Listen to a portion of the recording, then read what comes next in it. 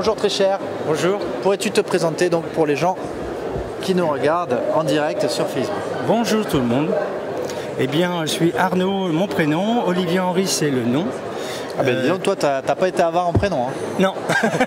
On peut pour le prix. Arnaud, c'est très bien. Ah, Arnaud. Avec les clients, on travaille beaucoup avec les particuliers, donc c'est toujours plus sympathique quand on travaille comme ça sur l'intimité des personnes. Tu vois là, on a une intimité avec des centaines de personnes sur Facebook. Eh bien génial, super. Il y a plein de choses à voir dans nos projets, nos produits. Je représente l'entreprise EXA, qui est un magasin, je pense que vous avez dû voir peut-être tout à l'heure mes collègues qui a parlé de la cuisine, moi je parlerai de la cheminée. Exactement. Et on a vu Frédéric, alors attention, Frédéric il a mis la barre haute sur les conseils, il a vraiment été au top. Hein. Je le reconnais bien. Je le reconnais bien, ça va. Donc on est des magasins qui sont sur les Pays de la Loire, donc magasins sur Nantes, sur Angers, beaucoup à côté d'Angers, sur Cholet, sur Saumur, donc voilà, les Pays de la Loire, si vous êtes par là, eh bien, vous pourrez vous reconnaître à travers les magasins EXA. Et c'est une entreprise coopérative, ce qui fait que tous les salariés appartiennent à cette entreprise. C'est beau. C'est rare hein, dans le bâtiment, je suis très content de faire votre connaissance, c'est un modèle qui me plaît beaucoup. Et ce qui est super génial dans ce principe d'entreprise, c'est surtout que le particulier aussi la garantie d'avoir des salariés qui s'intéressent à leur projet, puisque oui, c'est pour leur entreprise. Et le particulier, du coup, remet dans l'économie locale de l'argent et ce qui fait tourner un petit peu le travail autour d'eux. C'est le but d'Eldo Travaux et de Synertiel, de repermettre, malgré le développement d'Internet et des consommateurs que nous sommes, qui nous tournons de plus en plus vers Internet, de pouvoir recréer du lien de proximité local. Voilà, parce que la technologie, si on peut s'en servir pour ça, c'est la meilleure des choses. Très bien. Alors, on va parler d'agencement dans le cadre d'un changement de cheminée. Oui, en fait, l'idée, c'est, on parle beaucoup de cheminée, de poêle, hein, c'est l'énergie renouvelable, c'est quelque chose d'important pour générer des économies et donc aussi en même temps pour se faire plaisir, pour amener un peu de flamme, un peu de chaleur dans la maison. Ouais. Donc pour certains c'est pour l'économie, pour d'autres c'est pour l'esthétique ou pour le plaisir d'avoir un peu de feu chez soi. Si je peux apporter 2-3 solutions, 2-3 idées dans cet échange, je dirais que ce qui peut être important, aujourd'hui sur le marché, tous les produits chauffent, tous les produits sont efficaces, il n'y a pas de bons, mauvais produits, il y a des choses qui correspondent à certains budgets. Par contre, là où ça manque beaucoup de conseils, c'est comment les mettre et où les mettre. Là on parle sur le neuf ou sur la réno du coup? Pour les deux. Pour les deux, parce que souvent je vois des plans dans des maisons neuves arriver avec des emplacements types et qui ne sont pas forcément des plus judicieux pour le produit qu'on va mettre, suivant les appareils qui vont faire plutôt du rayonnement, plutôt de la convection. Attention, tu veux te perdre. Rayonnement et convection, qu'est-ce qui se passe? Eh bien, dans un premier cas, la convection, c'est plutôt de l'air. De l'air chaud? De l'air chaud qui se dégage de l'appareil. Ok, donc là on est sur des appareils type? Ça peut être tous les appareils, souvent comme la manière à laquelle ils vont être fabriqués. Mais bon, là si je rentre dans ce détail-là, j'invite plutôt chacun à venir nous voir pour qu'on puisse en discuter. Ok. Mais c'est vrai que la convection, on ira plutôt mettre des appareils en milieu de maison et des rayonnements plutôt sur les extrémités. Puisque le rayonnement, c'est comme le soleil, il va charger les matières, il va aller beaucoup plus loin en surface, chauffer moins les plafonds et beaucoup plus confortable. Donc on monte un peu en gamme. Donc avec du convection, c'est le poêle de masse? Non, la masse c'est quelque chose qui peut se rajouter aux deux autres. Je suis nul. Voilà. J'essaye, je fais du mieux que je peux. Ok. Donc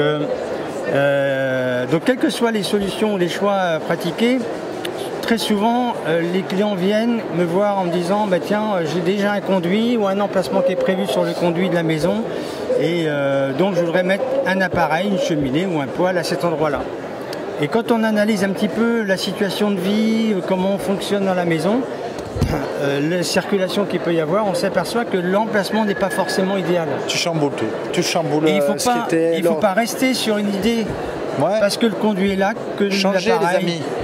Ouais, voilà. N'ayez pas peur de changer. Et un changement d'emplacement de conduit, aujourd'hui, les conduits peuvent être démontables. C'est juste au niveau du toit, on déplace à sous s'il y a besoin. On peut avoir des solutions en bas de pente et du coup, voilà, les projets peuvent être moins coûteux en bas de pente que sur une hauteur normale. Oui, parce que la fumisterie, ça peut être un coût ça peut être un coût, mais non négligeable. En même temps... La fumisterie, c'est tout ce qui est tuyaux, quoi. Les tuyaux qui vont monter voilà, jusqu'en haut. Par contre, ce qui est certain, c'est qu'il ne faut pas rester bloqué sur ce conduit-là.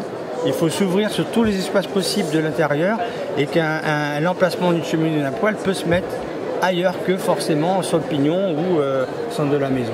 Ça change quelque chose si on est sur un poêle à granulé ou un poêle à bois ou... L'avantage du granulé, c'est que ça ouvrira peut-être encore plus de possibilités d'emplacement différents que ce qu'on a connu sur les conduits traditionnels qui sortaient du fêtage, de haut du toit. Ok. Donc comment choisir, comment optimiser son emplacement quand on change son poêle? Ça serait à la limite mon deuxième conseil. C'est déjà le premier, c'est de ne pas rester bloqué sur l'emplacement du conduit. Très bon conseil. Voilà. Le deuxième, ce serait surtout de se dire finalement, ok, je vais chauffer avec mon poêle ou ma cheminée, mais qu'est-ce que je vais regarder tous les jours? Est-ce que c'est la télé? Est-ce que c'est le poêle? Est-ce que si le conduit est à l'opposé de la télé? Ou est-ce que mon épouse, je souhaite à chacun de la regarder ou qu'elle participe aussi à la maison. Et donc ce qui est intéressant surtout, c'est de se dire finalement c'est de voir à la fois le coin télé, à la fois le poêle, mais pas que. C'est de trouver un bon emplacement pour qu'on puisse recevoir les gens, recevoir des invités sans forcément regarder un écran de télé en face de nous et tourner la tête, ou la poêle et que les invités aient trop chaud. Mais c'est de tenir compte en fait vraiment des moments de vie qui sont différents quand on reçoit, quand on est avec les enfants, ou quand il fait, ou en été, qu'est-ce que devient la cheminée, le poêle, c'est des encombrements. Donc ça c'est important de tenir compte de l'environnement du produit qu'on peut vous proposer. Et on y passe souvent plus de temps que sur le produit lui-même. C'est fou ça. Et le troisième conseil, ce serait aussi, justement dans la même idée, c'est qu'un poêle ou une cheminée, ça peut prendre certaines profondeurs qui ne sont pas toujours agréables quand on les voit de profil, ou quand on a d'autres éléments ou meubles à mettre, parce que les maisons ne sont pas toujours aussi grandes qu'elles l'ont été. Et donc pour loger tout ça, c'est important que sur un parti esthétique, des fois on fasse des contre-cloisons, où on encastre dans le mur, où on fasse des faux murs qui servent d'étagères, d'espace déco, de mettre le coin télé à suivre avec la cheminée, cacher les conduits dans des coffres. Donc c'est de jouer en fait le coin feu comme un meuble. D'accord. Voilà, et de travailler vraiment l'agencement autour du feu. Ok. Voilà, c'est vrai que ces derniers temps, j'ai l'impression qu'on met quand même un peu le poêle à l'honneur, on voit des gros conduits, tout ça. Ce que tu nous dis, c'est que c'est pas obligé, quoi. Non. De s'adapter à chaque. Voilà, c'est-à-dire qu'en fait, il faut revenir un petit peu au plaisir, c'est-à-dire qu'on va régler la question de chauffage, qui est un point économique important à ne pas oublier, mais passer cette étape-là pour vraiment prendre du plaisir dans l'achat du feu et que ça redevienne un élément ludique, puisque de toute façon il répondra aux besoins de chauffage. Écoute, j'aime beaucoup ces conseils, Arnaud. C'est assez marrant. Je trouve que ici, on a beaucoup de conseils qui font vraiment attention au bien-être, à l'espace et au confort de vie. Et vous êtes quasi tous, à faire très attention à ça. Et on vous a laissé libre cours sur les sujets. Vous avez choisi des sujets qu'on ne choisit pas habituellement. Et vraiment, c'est très intéressant d'entendre ces conseils-là. Ça serait grand plaisir. Et puis, il y en a plein d'autres qui vous attendent dans le magasin. Tu ne vas pas tous les donner là. Non, ça c'est surprise après. C'est surprise. Et ils sont surtout personnalisés, donc ils vont être individuels à chaque fois. D'accord. Et oui, parce que ça revient aussi. Il n'y a pas une réponse, il n'y a pas une meilleure solution pour tous. Il y a vraiment une solution adaptée à tous. Il faut faire appel à des professionnels de confiance pour ça.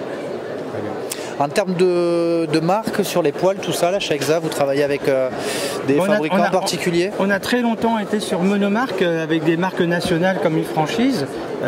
On en est sorti il y a 10 ans justement parce que le marché du bois révolutionne régulièrement et évolue très très vite. Et d'une marque à l'autre, si on reste arrêté à une seule marque, on est bloqué sur l'évolution du produit. Nous, on préfère aller chercher des produits adaptés à l'actualité et à l'avenir et qui permettent de bien répondre. Donc on est sur du multimarque et nous, on va plutôt servir de lien avec vous pour les choisir. Ok. Par rapport à ce que tu disais sur l'emplacement du poêle, j'ai cru voir passer des poêles rotatifs qui permettent de tourner le foyer. Est-ce que tu recommandes ce genre de produit justement dans une logique d'optimisation de l'agencement de ton système de chauffage bois? C'est vrai que c'est une question qui m'a souvent été posée par des clients. Et la notion de rotatif, beaucoup de clients me disent finalement ne pas forcément en avoir envie, dans le sens où il va être face à eux, donc quel intérêt de le faire tourner? Il y en a beaucoup. Déjà sur un plan esthétique, ça libère un peu le sol, donc ça donne beaucoup plus de surface à l'espace de vie, parce que du coup ça prend moins de volume au sol, un peu comme une table basse ou un fauteuil, on voit dessous, donc ça donne, on voit plus de grandeur de taille de sol. Ensuite, le fait de le faire pivoter, on parlait tout à l'heure de rayonnement, vous avez remarqué un poêle emmène une chaleur très loin. Et donc comme quand on est sur une plage, des fois on aime bien mettre un parasol pour se protéger de la chaleur. Plutôt que de se déplacer, on tourne le poêle ailleurs que sur soi, il continue à chauffer et on ne brûle pas. S'il y en a un qui est plus frileux que l'autre, ou s'il y en a un qui boit plus que les autres, on retourne aussi. Voilà. Donc tu recommandes alors ces produits rotatifs? Oui. C'est pas forcément un gadget, ça peut amener du confort. Pas du tout, c'est vraiment, et en plus ça permet d'aller chauffer peut-être un couloir ou une autre pièce qui est un peu décentrée, beaucoup plus facilement que si on est tout le temps en train de chauffer le même endroit.